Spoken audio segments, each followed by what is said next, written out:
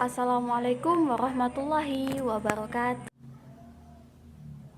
Pada video kali ini, kita akan membahas tentang model pembelajaran Meaningful Instructional Design. Perkenalkan, saya Rizky Amalia dengan NIM F105120136. Nah, sebelum kita membahas lebih lanjut tentang model pembelajaran Meaningful Instructional Design, nah kita bahas sedikit tentang pendidikan. Nah, pembelajaran pengetahuan, keterampilan, dan kebiasaan sekelompok orang yang diturunkan dari satu generasi ke generasi berikutnya melalui pengajaran, pelatihan, atau bahkan penelitian. Agar pendidikan ini dapat terlaksana dengan baik, maka diciptakanlah suatu media pembelajaran yang mana media pembelajaran ini akan membantu atau sebagai sarana untuk menyampaikan informasi antara sumber dan penerima. Agar terciptanya pembelajaran yang efektif, maka diciptakanlah model pembelajaran yang baik dan bervariasi sehingga dapat meningkatkan semangat dan motivasi belajar siswa. Nah, model pembelajaran Meaningful Instructional Design ini adalah pembelajaran yang dalam proses belajarnya mengutamakan kebermaknaan agar peserta didik mudah mengingat kembali materi yang telah disampaikan. Pembelajaran atau instruction adalah meletakkan pengalaman belajar mereka dengan pengalamannya sendiri, kemudian diarsepsi gitu dalam bentuk nyata dan membawa alur pelajaran yang produktif, sehingga siswa tidak hanya memahami secara konseptual tetapi juga menciptakan hal baru dari konsep yang dipahami. Nah, untuk model pembelajaran Meaningful Instructional Design ini merupakan model pembelajaran membuat siswa termotivasi untuk belajar, sebab pada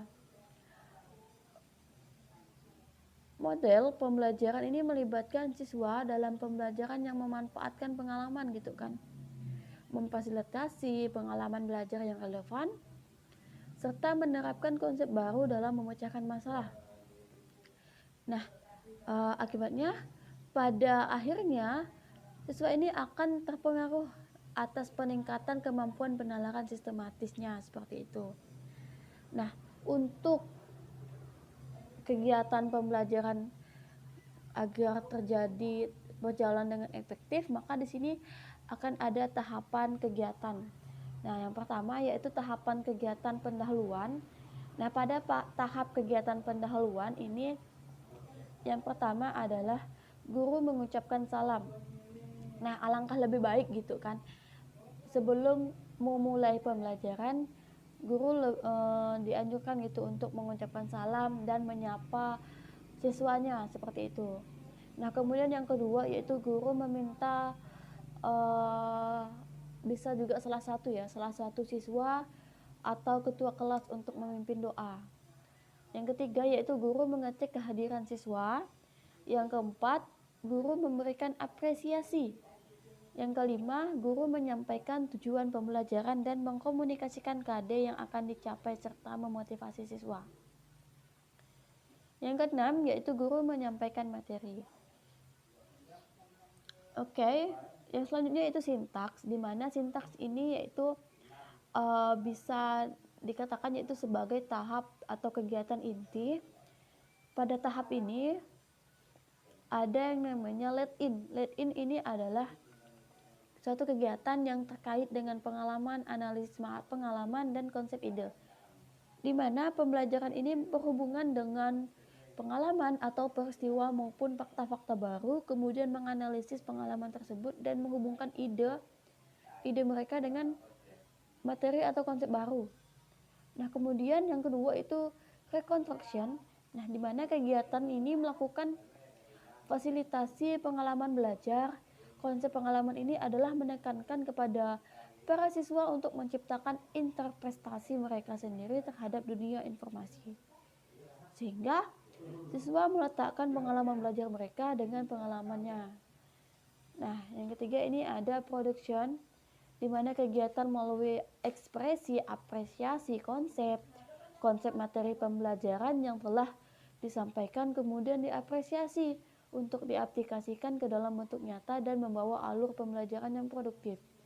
Sehingga siswa tidak hanya memahami secara konseptual, tetapi dalam pembelajaran dapat menciptakan hal baru dan dari konsep yang mereka pahami. Oke.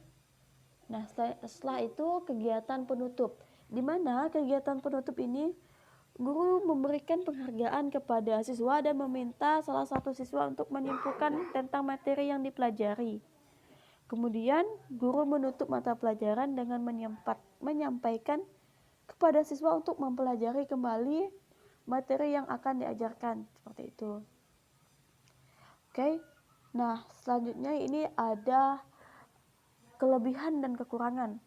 Nah, untuk kelebihannya itu pada pembelajaran Meaningful Instructional Design yang pertama adalah sebagai jembatan menghubungkan tentang apa yang sedang dipelajari. Yang kedua yaitu mampu membantu siswa untuk memahami bahan belajar secara mudah.